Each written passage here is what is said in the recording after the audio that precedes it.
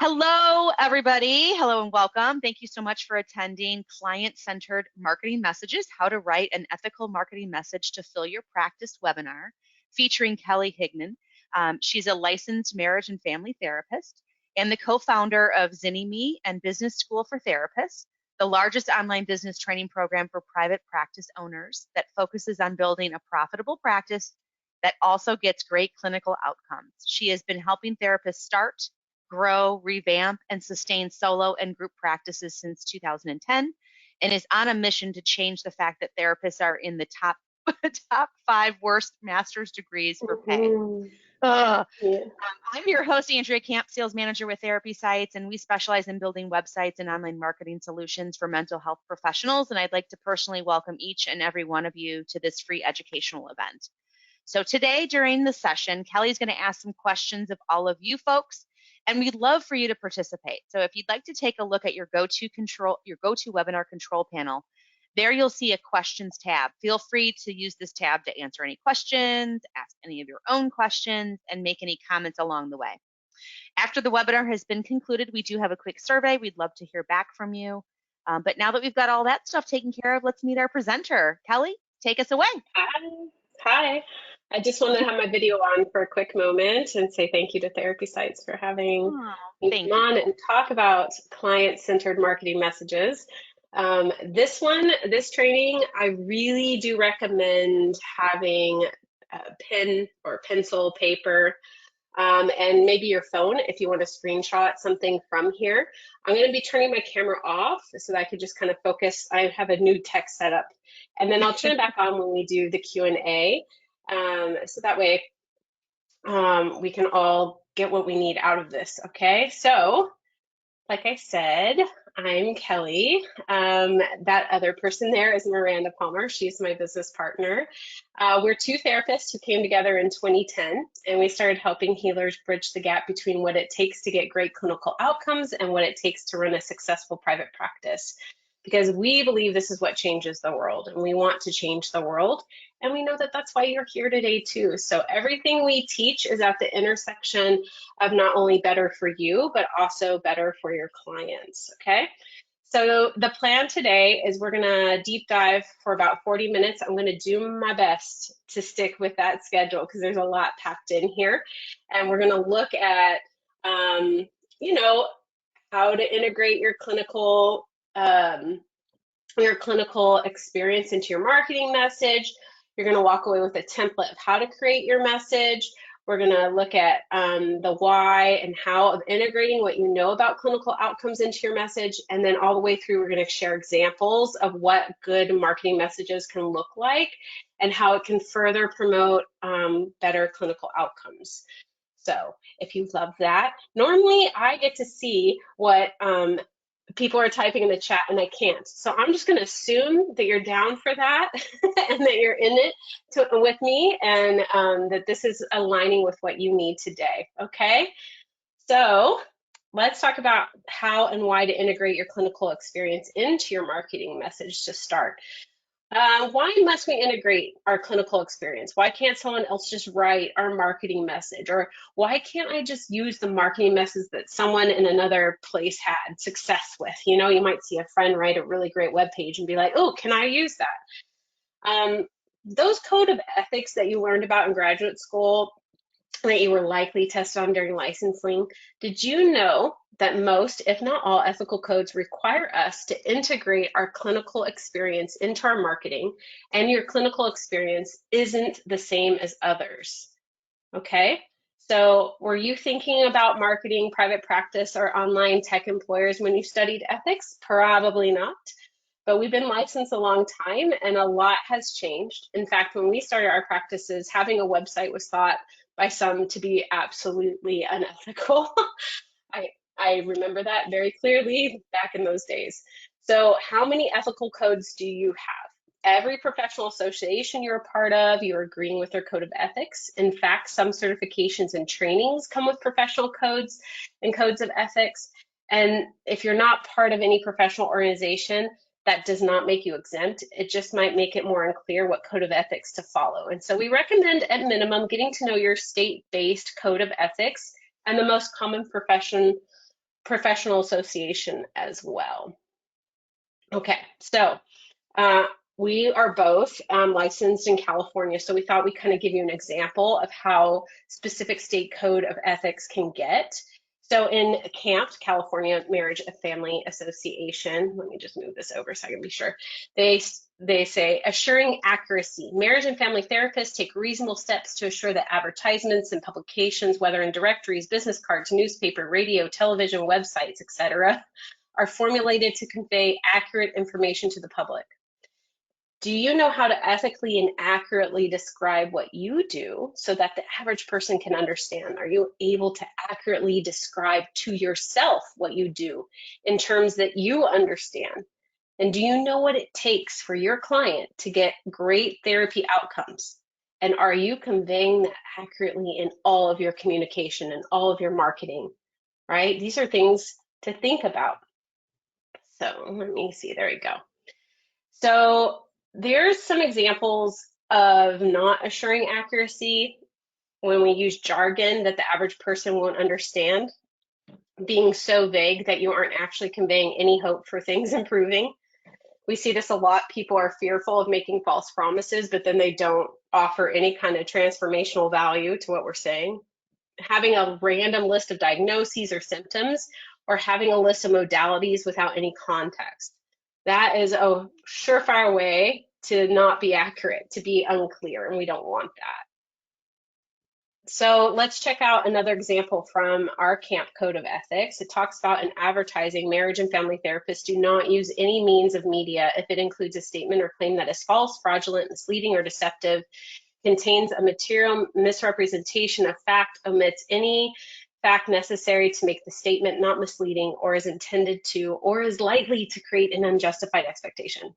So, does your marketing message or your advertising or that of your employer, any tech companies that you work with, accurately describe what you do? Are you communicating what is required of the client to get a great outcome? And are you advertising one thing and providing another? So what would an example of this look like? A directory purposely advertising your white therapy listing when the person is searching for a Black therapist near them. This has been happening where people are targeting keywords so that they rank for people looking for a Black therapist, even though they're not. That would be an unethical form of advertising. Advertising modalities that need a particular frequency to get an outcome and not being clear about that frequency, or onboarding clients when you don't actually have availability for the frequency needed. So for example, maybe you see people weekly, but you currently, and there's a certain kind of onboarding. We have this like with EMDR clients, maybe there's more of an intensive front loading. And you need to be clear about that in how you talk about how you work. So let's check with another example of our CAMP Code of Ethics. Informed decision-making. Marriage and family therapists respect the rights of clients, patients to choose whether to enter into, remain in, or leave the therapeutic relationship. When significant decisions need to be made, marriage and family therapists provide adequate information to clients and patients in clear and understandable language so that clients and patients can make meaningful decisions about their therapy. So what would get in the way of this, right? Not being clear about what to expect in therapy with you. Like if you can't explain your process or what you're like, how are they going to make a good decision, right? Not being clear about your availability, not being clear about what you do not do and who you do not serve. These are really important things to think about when we're talking about our marketing message. So, hot tip. Your ethical obligations do not change whether you are an employer, a contractor, self-employed, or you are contracting with other businesses to perform a service for you. Your ethical obligations do not change no matter where you're working, okay? And just a reminder that our ethical codes are just a minimum standard in place, and we know that you want to go above and beyond in your ethical marketing to clients, right? So we've worked, so hard to learn the jargon, and now it's time to unlearn it.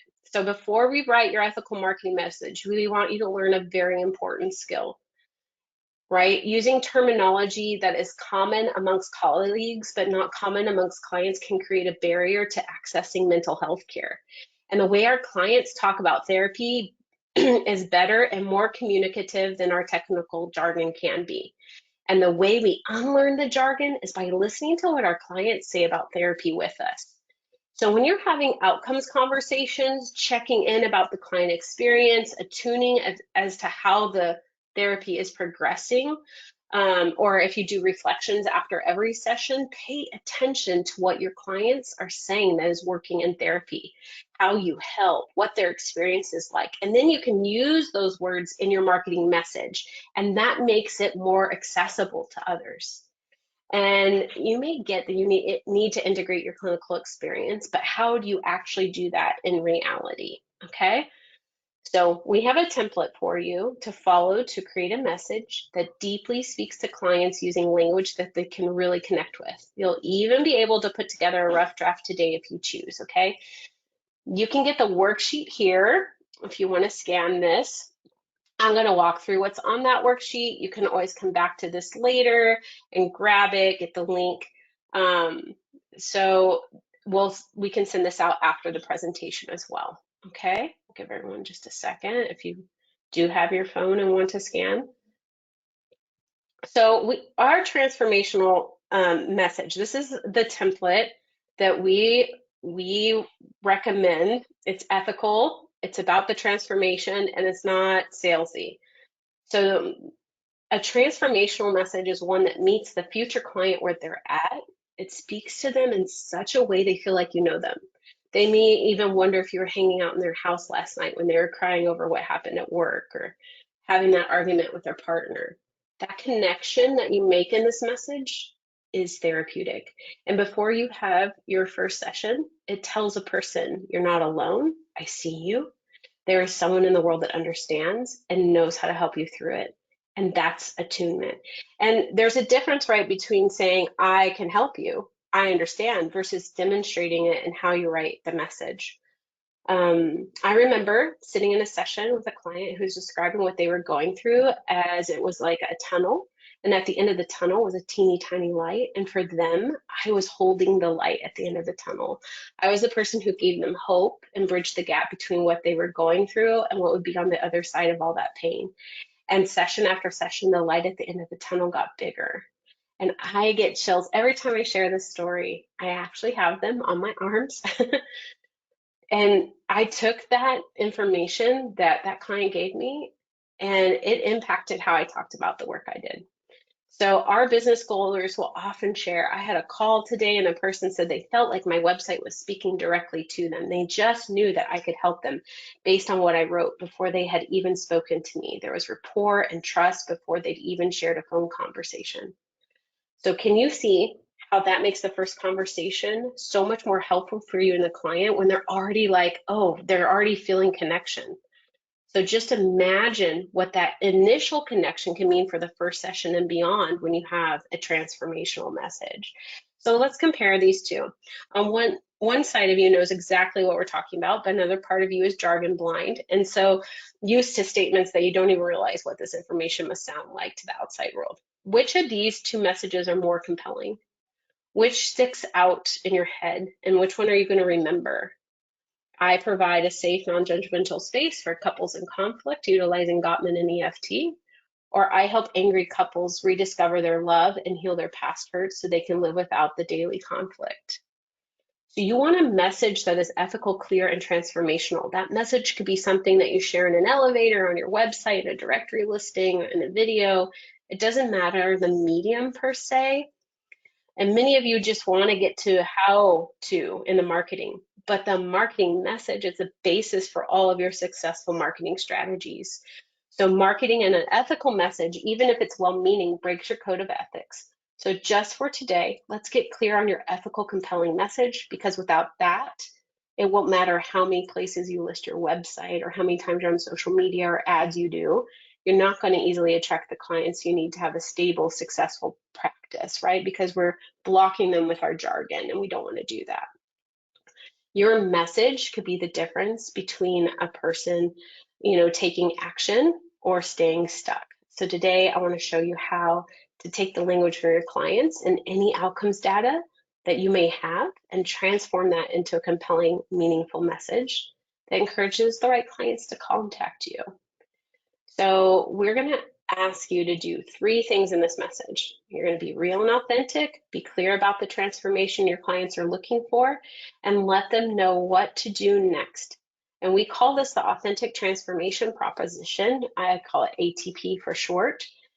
And guess what? You already do this every single day. You have these conversations with people, you meet them where they're at, you give them options for taking action. This is what you do. And I think therapists are really great at marketing because we know how to stay in the heart when we connect with people. And we've taught thousands of therapists to do this, whether they're extroverts, ambiverts, multilingual, group practice, super niche, queer, faith-based, general, rural, city, all of it, you know? So we've worked with every kind of clinician under the sun, and this works across the board. So, all right, are we ready? Let's get into the writing portion. This is where you may want to have your pen and paper, okay? And we'll get into the messaging. Okay, first step. Let's meet your clients where they're at. We want you to identify one client in particular that you'd really like to have more of in your practice. And don't worry, if you have lots of clients you'd love to work with, you can come back, listen to the recording, download the homework, and do this over and over for each one. But for now, just practicing here, we're going to pick one. If you work with kiddos, though, we want you to think of their parents. If you work with other kind of relationship dynamics, like couples, for example, you want to consider each person in the relationship dynamic. Ultimately, it's important to engage with the person who gets to choose when therapy starts or stops. Okay? All right. So this is Joanne Kim's ATP from her psychotherapy practice in San Jose. She works with individuals struggling with replicating patterns in relationships, and you can tell who she works with, what they're going through, what got them to the point that her client said, enough, I need help. So she even says, by the time people reach out, they feel depleted, burnt out, resentful, and ashamed that they feel this way. They're exhausted by anxiety, guilt, shame, and an allergic reaction to anger. I'm not good enough, and what's wrong with me are too familiar. Often they're told they're too emotional, too sensitive, and they try their best to stuff their emotions, only to have them leak out or explode, proving that they're too much. Can you hear how she's probably putting in the common phrases that her clients bring to the therapy sessions and talk about, like what their life was like before they contacted her, right? So you can see here just how it gets kind of into the gut and the heart, I guess, of this first step. Erin Bennett is a play therapist in Colorado who offers play therapy and parent coaching. And while she sees kids, she has to speak to the parents because they're the ones trying to make the decision about therapy. And here she speaks to how therapists can often feel before how parents can often feel before they contact her. Your kid is a great little human, but some days the things that they do, say, and experience are so intense, and you are at a loss of what they need or how to respond. Right? Doesn't that just in a moment capture like, oh, if you're a parent, you might really be like, oh yeah, I get that, right? So the benefits of this transformational method and in connecting is that you end up getting more clients that are a good fit for the work you do, which results in better clinical outcomes and less burnout for you. So we really want to capture the heart of a person of like, what are they going through right before they contact you and try to reach out for help. And this does not have to be salesy to be impactful. We will not be asking you to make promises that feel icky. You don't offer anything that you don't believe in. You don't lie, you don't mislead, and you don't go against your code of ethics. You ensure that you have the skill and the expertise to help the people that you are speaking to. So let's go back to your ideal client, right? You saw Joanne's, you saw an example of Erin's. Who is yours, just for today's purposes? What is happening for them? What are the little things that keep adding up to lead them to reach out? Or is it one big event that rocks their world?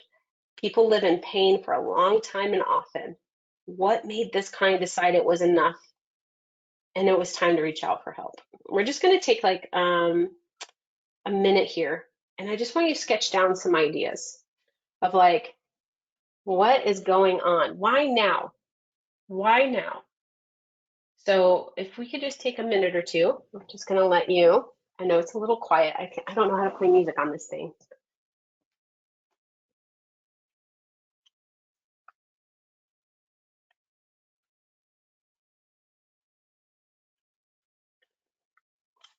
Just going to focus on one client and what is the pain that they're going through? What are the things they need to tell themselves? Why can they not take it any longer?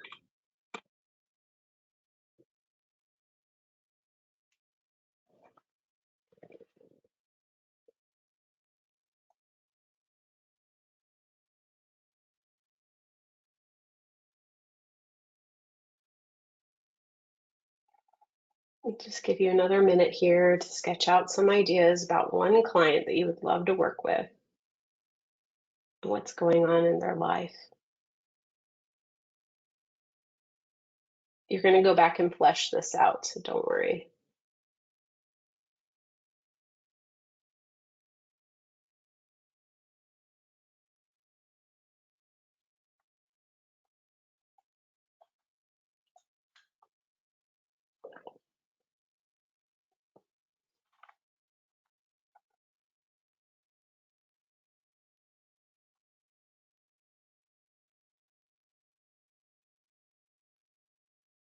And this is a great question to ask in your intake or your initial consult call. Why now?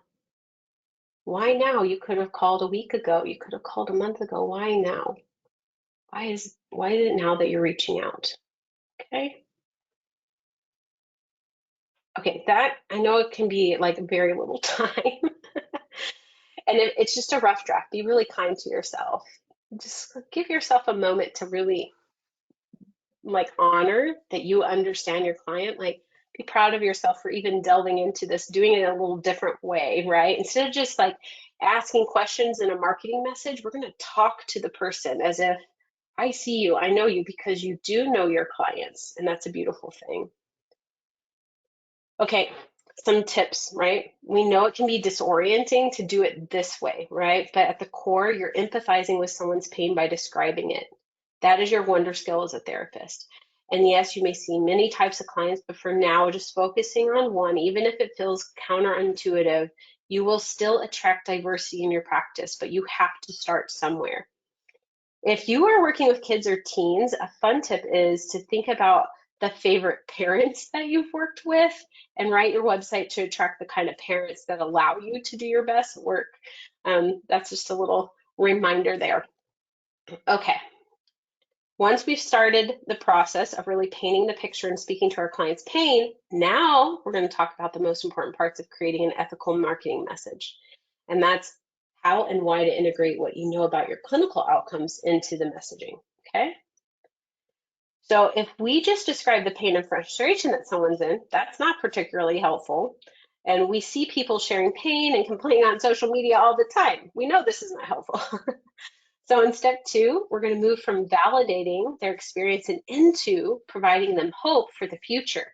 This isn't the time for false promises and crazy claims, nor is it time to offer platitudes or vague hints of how you help. You need to let people know how you help and how you work. This is real informed consent. This is where informed consent starts in our marketing, and that's part of our ethical codes. So for those favorite clients, here are some questions we could ask ourselves or our clients. What do you recall feeling during and immediately after the first session? This is really great for you to get information about your process so that we can add that to this second step. What has changed for you since you've been in therapy? What has it been like to come to therapy and to be in this room together? What has been the most helpful part of therapy?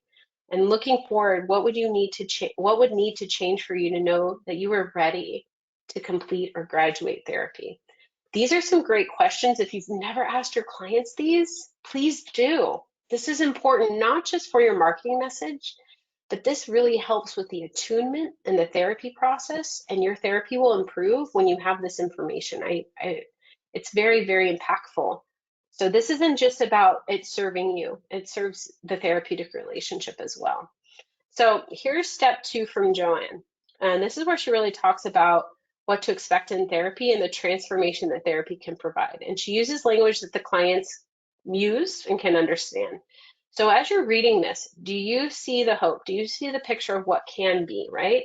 This is what therapy involves with her. Weekly 50-minute sessions, using the Enneagram, using brain spotting, making incremental changes to create muscle memory, finding relief, right? By the end of therapy, her hope is that you're going to be able to work with your emotions and know your self-worth, advocate for your needs without saying, I'm sorry, using boundaries, living in self-control.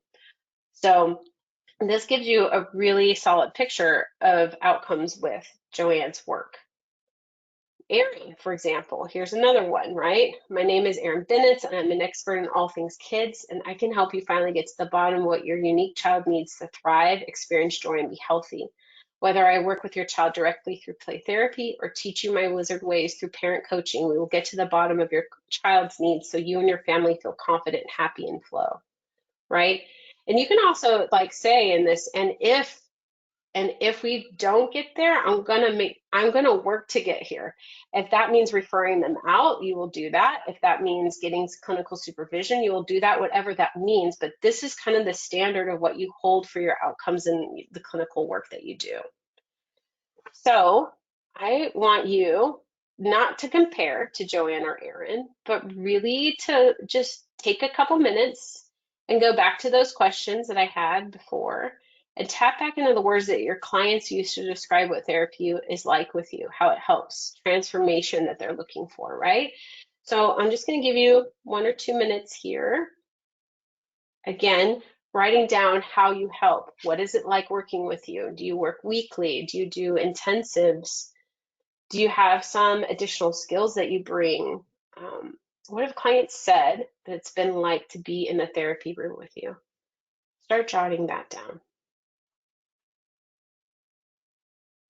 I'm going to take a sip of water, giving you a few minutes.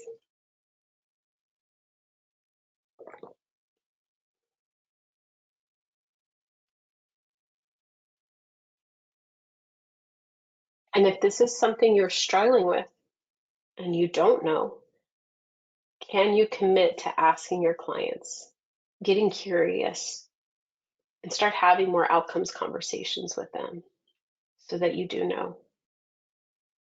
It's important for us to know what good therapy looks like. And no one does therapy like you.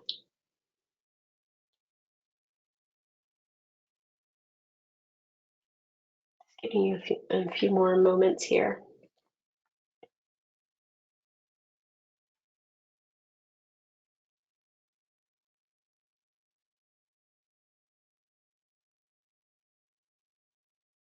How do you uniquely help?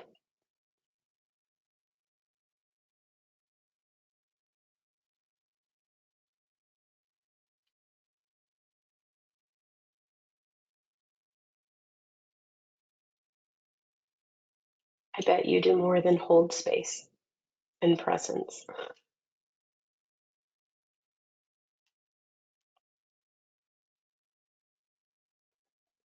I wish we had all the time in the world. I could do a whole day retreat just working on marketing messages with therapists. I love it so much. But this is just the beginning of your rough draft, right? Check in with yourself what that experience is like, giving words to what you often innately do. I know that it can be hard when you're still working on all the kinks, but a supportive community to try things out with can be so powerful as you're honing your marketing message. We've been teaching this process to therapists since 2010, and we've seen again and again, this is where therapists actually get stuck the most. We get so fearful of making false promises or giving unrealistic expectations that we give no expectations. But if you look at like treatment planner books, right, what they always include installation of hope as like one of the first goals of treatment. How do we instill hope? What does that actually look like? And it's taken both me and Miranda some time to realize that clients need to know that somebody gets them and is willing to help them find the path to change, even if they can't help them. So one of the ways that we recommend, not making false promises, is to make a promise to clients, right? I can't promise how quickly you will reach your goals or that I can even help, but I can promise that I will do my best. And if what we are doing is not working, we will change it until it does, or I will help you find someone that can help. And that is a way to instill hope. Just being honest in that way, that you care enough about their progress deeply, and that their progress is the ultimate goal, not just a paycheck for you, right? Do you see how it's like, I'm with you, I'm here for you, even if it's not like, if we don't get there together, I'm going to help you find somebody that can help you get there, or we're going to change our process. That gives people hope, to have someone dedicated and committed to them. So then the third step is, once you've painted a picture of their experience, shared who you are and how you help, then you invite them to take action. And for many of you, that will involve them calling you for a free 15-minute phone consult or scheduling one online. For some of you, it might look like them giving their email so they can join a newsletter, or even learning more about your services. Your call to action is going to let the person know what their next step is and what the benefit is of taking that next step. Here's an example of Joanne's, where she's clear that she offers virtual counseling and that booking a consult to learn how to get started is the next step. It's kind of simple. And we may think, this is so silly. Why is this a step? Because when people are in distress, right, we want to make it very easy for them. If they're in crisis, if their nervous system is hijacked by trauma, we just make it so easy for them to know what the next step is. This is an example of Erin. Her goal is to get parents to dig deeper into learning about her services or to schedule a consultation. So she's like, learn more about play therapy, parent coaching, and contact me for a free 15-minute phone consult. My counseling offices are in Littleton, and I provide parent coaching to Colorado residents. Can you imagine? I can be a bug in your ear at home while your kid is having a meltdown, and walk you step by step through how to respond. So cool. It's just about reducing stress here. And sometimes it's just nice to know what the next step is when you're in pain and struggling. Your confidence about how you help is key here. Showing them that you can guide them through the process is important.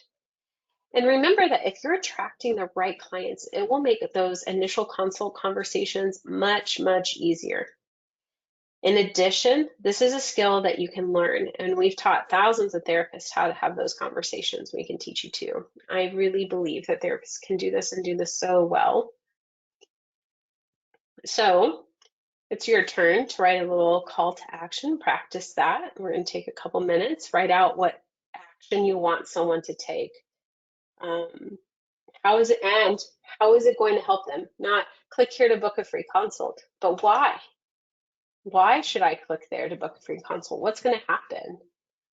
It's like that is the beginning of them starting their healing journey, right? And if you do not have a full caseload, your call to action is usually going to be book a free consult, or book your first session.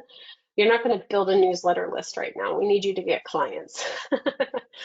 So we don't want your therapy practices struggling to go for anything else but like a consult and get them to have some live contact with you. So taking your time just to think about what's the next step and why is that important for them? How is that going to help them?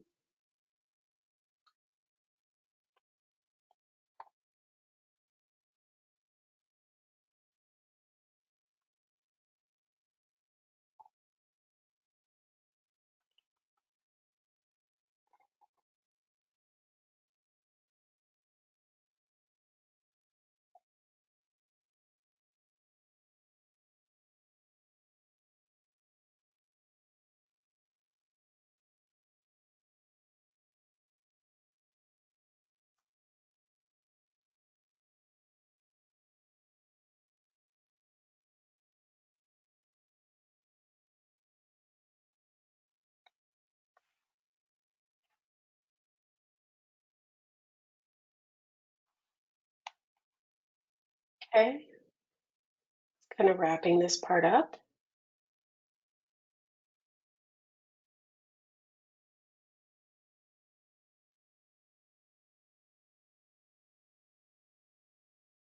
All right. So those are the 3 steps that you've gotten done, but there still may be some questions. Is this making false promises? Never do you give a guarantee in your messaging, but we have to share the possibilities in your experience with outcomes. You can speak to those. We know therapy works. We should share that. It's unkind not to give clients any hope that things can get better. Remember, you will refer out someone if they aren't the right fit or you aren't making progress with them. But what if someone feels left out and they don't call? This is a common concern that holds people back from being really specific in their marketing message. Let's imagine you specialize in working with parents and changing their parenting strategies. If you get a call from a parent who's convinced that their kid is the problem and not interested in digging into parenting strategies for their unique kids, maybe it's okay if they don't call you and they find a therapist who's a better fit for where they are right now. You don't want to reject people, right, with your words. You want to help them make the best decision for them. And if that isn't you, that's okay. You want people to know you can help, right? So you want your message to be so clear that it also weeds out the people that you don't want to work with. And you will continue to have variety, because one of the ways you get variety and diversity in your practice is through your clients' experience and being out in the world and they refer to you. And you will have these messages for each of your niches that you have in your practice. So that brings us into, what if I work with a lot of different groups of people? And that's perfectly okay. We encourage you to have a page on your website for each of the ideal clients that you work with. You wouldn't stand up and give a talk that just briefly listed all of your skills, right? No, you would tailor the talk to the needs of the audience, and that's what your website is for. If you're feeling overwhelmed by the amount of work it takes to do that writing and market all those different things, well, that may be the reason to narrow it down to your top 2, 3, 5, or 10. It's just based on your time and energy. But remember, you have time, right? There's this kind of feeling sometimes like, I got to speak to everyone all at once. But our practices evolve and grow over time, and you're going to be changing who you like working with over time. If you don't have to write about 20 different specialties, if you don't have time to write like that many messages, then you probably don't have that, you can't do that same amount of specialties in your practice to keep up with the research and provide great care, right? So you got to do what feels good and cohesive to you. I hope this kind of clarifies some of those questions. And some final tips here. What if niching to a particular client isn't your focus as much as the way you work or the modality you use, right? That is okay. You still need to find the commonalities your ideal clients are experiencing. Maybe you do brain spotting and your ideal client is someone who feels stuck after years in therapy. Here's an example of what you might write. You've been going to therapy week after week, year after year. You feel heard, you feel validated, but you don't feel different. You feel like you've just become an expert on your quirks and foibles, but what you deeply want is to release and let go of what just keeps swirling around in your head and in your body. I work with a cutting edge therapy technique that has allowed my clients to make breakthroughs quickly and effectively and feel real deep change. Contact me for a free 15-minute phone consult and find out how therapy with me using brain spotting can help you break through your stuck spot. Right? So sometimes our niche is more about our modality and our way of working that can apply to a broad group of people. But you still want to find some general groups of people that you do want to work with that modality. If you have a group practice, you will get to know your clinicians and create great marketing messages for your clinicians that bring them the best clients that they can retain and get great clinical outcomes one page at a time. If you are in a group practice, you may want to think about the vision of your group practice. Does your group practice have a cohesive vision for who you want to serve, or is that dictated by who you hire? Because if you already have a vision for your group practice and the services you want to offer, the people you want to serve. That will inform who you hire. And then your marketing message always stays consistent and cohesive instead of changing every time you hire a new person. What if you're worried about being judged by other therapists? That can happen. You teach your clients to be themselves, speak their truth, and feel clear and confident. And you deserve the same for you in your private practice. If other therapists are judging you, it's a reflection of their own stuff. And you're here to help clients, not impress your colleagues.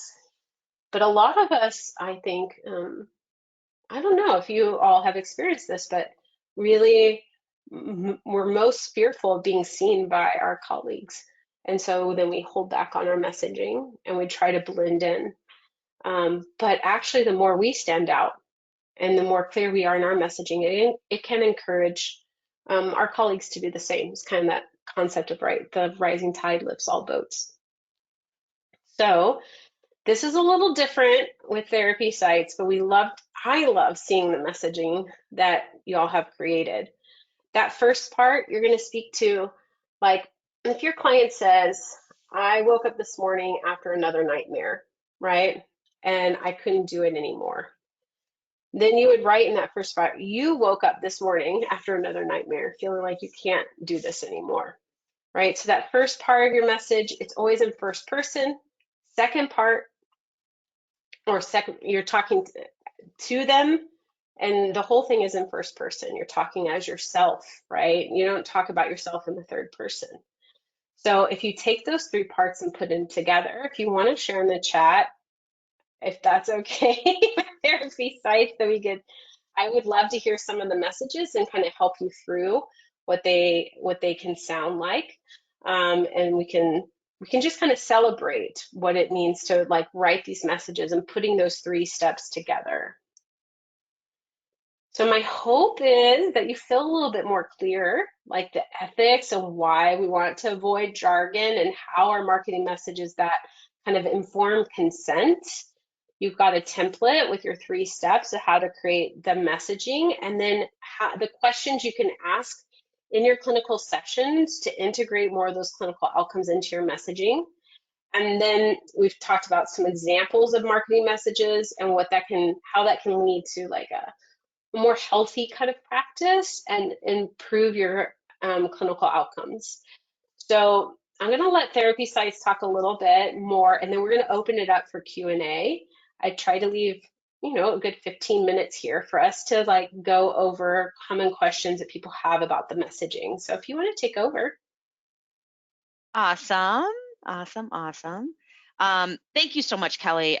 I mean, what a great presentation. This is the first time that I've sat through this particular presentation, and it was completely eye-opening. And it's so funny because so many of the things you talked about are the suggestions that I give to the sales representatives that, report to me in regards to asking the practitioners who their ideal client is, what's their niche, making sure they're speaking in layman's average terms, right? Like, I feel like sometimes, even me personally, right, in the business that you're in, you use your own personal jargon and nobody understands what it means other than the people that are in your business, right? And so I think it was just so interesting that there was so many similarities. I thought that was really cool. So really at therapy sites, we work with mental health professionals to help them create a professional looking website and ensure they can be found online where and when their clients are searching in order to help increase new client acquisition. We encourage the practices we work with to build a website that's a reflection of themselves, but also help them create a marketing strategy that allows them to achieve their overall goals. Our solutions make it easy to schedule appointments online, create a network of referrals via social media, and even the ability to interact with clients from virtually anywhere from our telehealth platform. So as a special thank you to all of the folks that joined us today, we are extending a special webinar offer. It's a $50 gift card with any new website or new marketing services purchased with therapy sites. So if you'd like to learn more about therapy sites and see how we can help attract more new clients to your practice, send us a quick email at webinar@therapysites.com. Again, webinar@therapysites.com, or feel free to call us anytime at 866-597-2674, and I can throw that contact information into the chat as well, just so you guys have it handy. Thanks. We had a few questions come in, so why don't we dive into some of those, and that way Sure. then we can, tackle some of the questions that some of the folks were Sure. asking you. So, Sure. so at the beginning of the presentation, you talked a little bit about the code of ethics and potentially reaching Mhm. out to some of the different associations or Yeah. different organizations that Hmm. our practitioners are a part of. And the Hmm. question really comes out as to like, do I have to go to all of them? Can I pick and choose? Like, how do I best choose like which parameters that I'm going to like focus on? Feels a little daunting. Yeah. Right, it is daunting. And I think that this is really important for all of you that when you get certified or you join an association, pay attention to the code of ethics. When I started my private practice, there was an association that I wanted to join. A lot of my colleagues had joined it. And then I read the code of ethics and I thought, I am not aligned. And so I did not join. And you want to go with the highest, most stringent, right, level. So Hmm. let's say one code of ethics is very loose, but you are a member of an association, and then your board has another code of ethics. They should never conflict. I have yet to see them conflict. If they do, then you need to contact your board, Okay. because they are the ones that hold your license. But sometimes there are more strict kind of expectations. So I always go with the highest letter, like the highest, Yeah, most stringent, for sure. that makes sense. And it That is makes sense. daunting. And so it's just be mindful of like, do you want to manage all of that, you know? Right. But it's very rare that they're in conflict. It's more that Hmm. some are more strict than others. Yeah. No, and I like the idea of, that you're choosing kind of the highest standard, right, to adhere Hmm. to. And I liked Yes. the fact that you mentioned that maybe the standards or, the ethics of that particular association or organization may not fit with you. And I think that that's Hmm. okay to make a decision also because it's time and Yes. money invested also. So I think that's really important to think about as Yes. well. Hmm. So we talked a lot about like using jargon, and I mentioned it also, but one of the questions came in is like, how do I figure out what's jargon and what's not? Yeah, Ugh. I think it's one great way is to test it on friends that are not in the field Okay. and be like, "Do you know what this mean? Like, when I say this to you, do you know what it means?" And in Okay. fact, the other day I was in a coaching call with a therapist, and she used a term that I'd never heard before, and I said, "I don't know what that means." And she said, "Oh, it's common in I think it was imago therapy or something." And I was like, "I've never heard that." And then she had to explain it, and I was like, "I'd rather you say that." Yeah, Because totally. Yeah. Yeah. right, No, so exactly. testing with people who, are going to be honest with us and not, Right. people please us, Yeah, yeah. but don't have any kind of formal training is one way to do it. Also pay attention to your initial consults. Clients will let you know usually if you check in and say, does that make sense to you? Is it being clear? Let me know if I'm using any jargon. If you kind of say that in the console, then they may be like, I don't know what you mean by XYZ that you said. And then you can Hmm. start to cue into that being jargon. Right. Um, yeah. Well, and I think that that coincides with there was a couple questions in regards to like marketing yourself online and how to Mm, best represent, as everybody went through kind of putting together their niche, their ideal hmm. client and, kind of the steps and so forth. It's also then, how do I represent that in like my Psychology Today listing, right? How do I represent that Yeah. if I'm Hmm. doing, like pay-per-click advertising on Google? It's like in maybe the Correct. shortest term possible, how do I choose some of those words, Yeah. can be Yeah. difficult So, too. for example, in directory listings and things like that, maybe you have multiple niches, right? Hmm. Some directory listings are very specialized, right? Like therapy for Black girls is going to be a highly niched kind of directory where you're going to be focusing more on your niche of working with a Black woman, but Hmm. maybe there is like anxiety or something that you really specialize in, right? Versus Psychology Today, when you go into something like that's way more broad, you want to Right. look at who is marketing to the zip codes that you're marketing to. And then you want to say, do any of these people, like, where are the gaps that I actually stand out? Like, no Hmm. one's really marketing for XYZ. I see a lot of anxiety, but I don't see any perinatal mental health, right? Yeah. So you're looking for the gaps that you actually do fill, not gaps that you fill because there's a gap, but Right. because you've seen that like no one's marketing there. So each directory has its own kind of approach. Psychology Today, interestingly enough, is getting flooded by these like BetterHelp and Headway and Hmm. Alma. They're starting to list their clinicians, and it's really kind of watering down. So some areas people do really well in Psychology Today. Other areas people are having to find other kind of niche directories in order to find the clients. And Right. like Google Ads, for example, depends on the keyword search. You know, maybe there is a lot of search for divorce mediation in your area.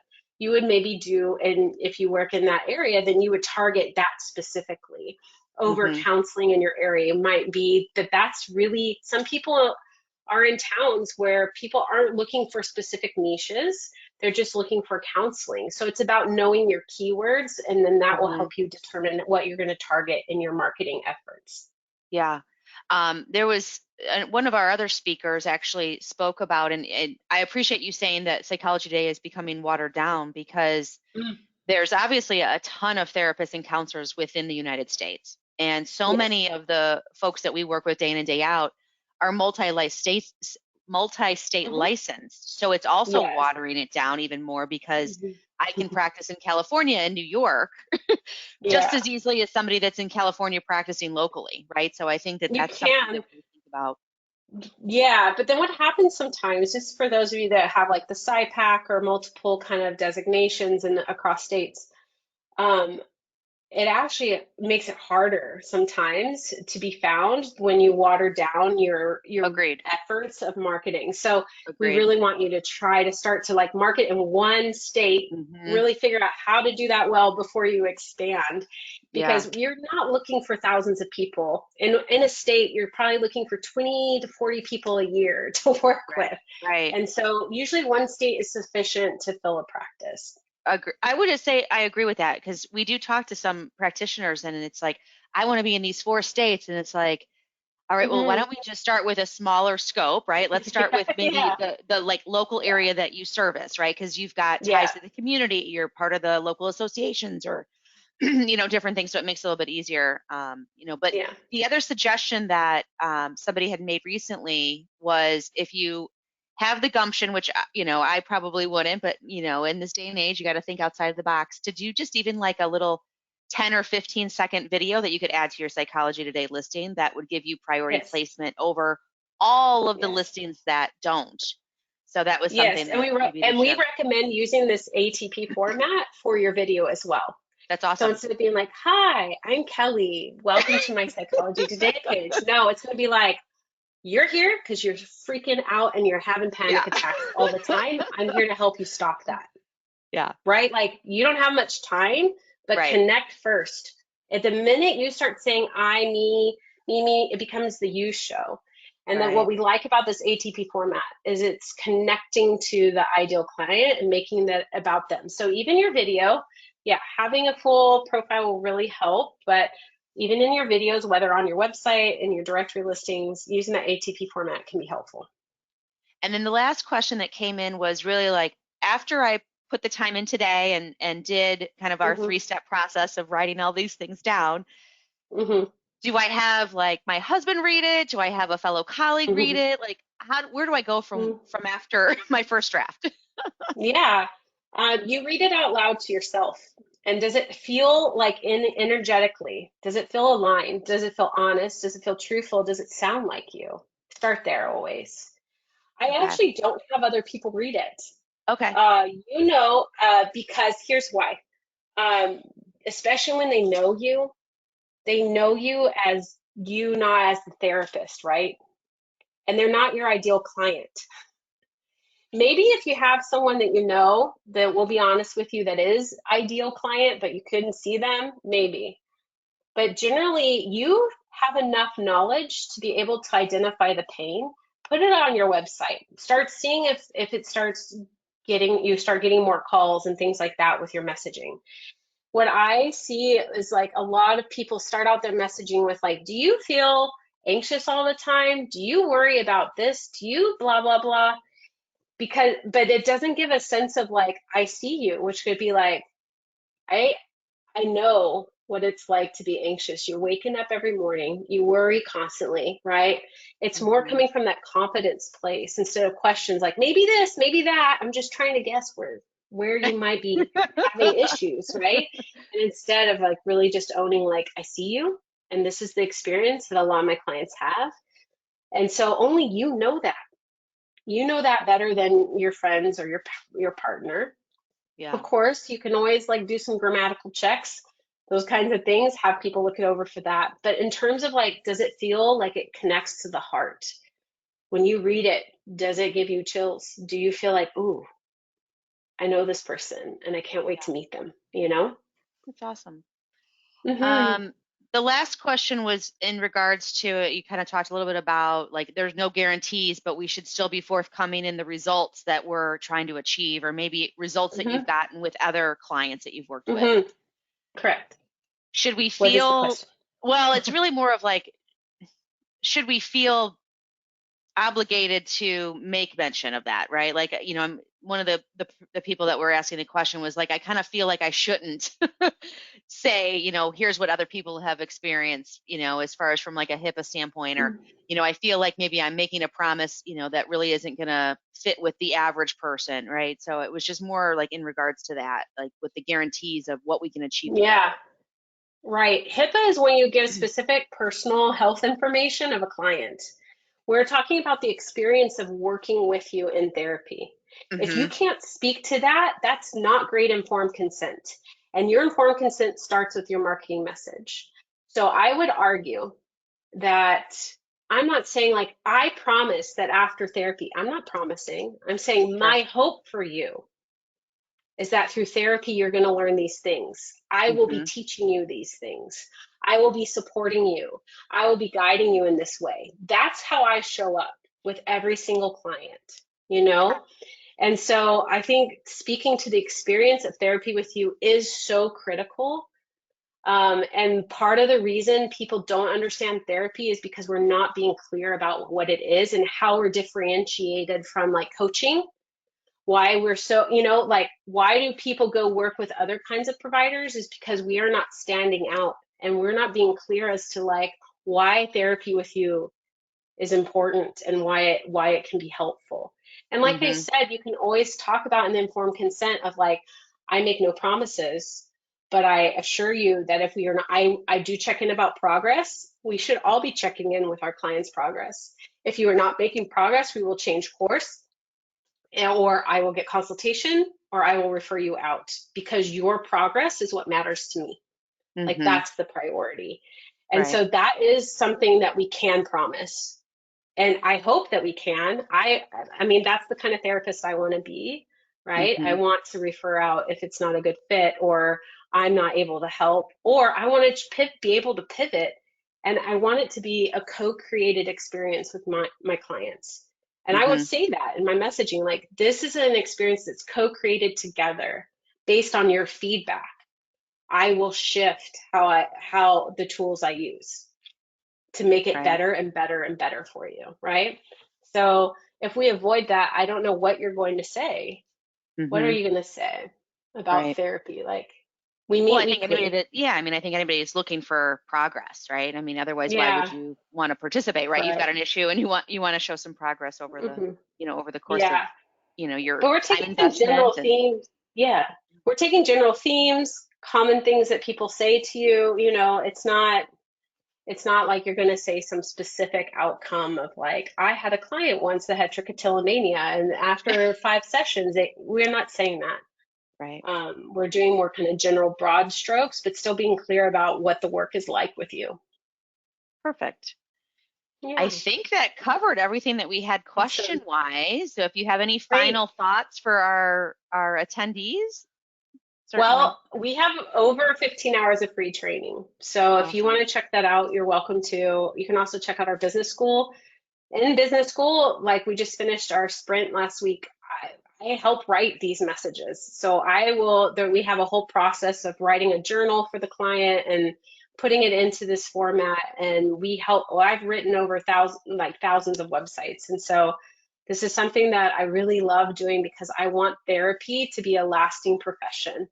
And it's so important to me because I believe in what we do. And we'd love to support you if you need any help with your messaging. I'm going to go back to one slide here. Yeah. This Aspira CE also does cover a CE for this training. And if you haven't used it before, you get 3 free CEs with the code ZM3 free CEU. So feel free to go to Aspira and you can get a CE for free. And if you've used that code before, you can pay for a CE. That's okay too. So thank you so much for having me. It's such an honor. I love doing these with y'all. And Awesome. thank you for the great questions. Thank you so much. I really appreciate it. Thank you for all of our attendees for taking the time out of their day. Just as an FYI, there will be a recording available of the session, which is kind of cool because it'll show all the slides as well. So if you wanted to go back, that'll be available to everybody. But thank you so much for attending. Kelly, thank you so much for taking the time out of your day to chat with us today. Everybody have a great rest of the afternoon and a good weekend and a great summer. Thank you so much for everybody. All right. Bye-bye. Bye-bye.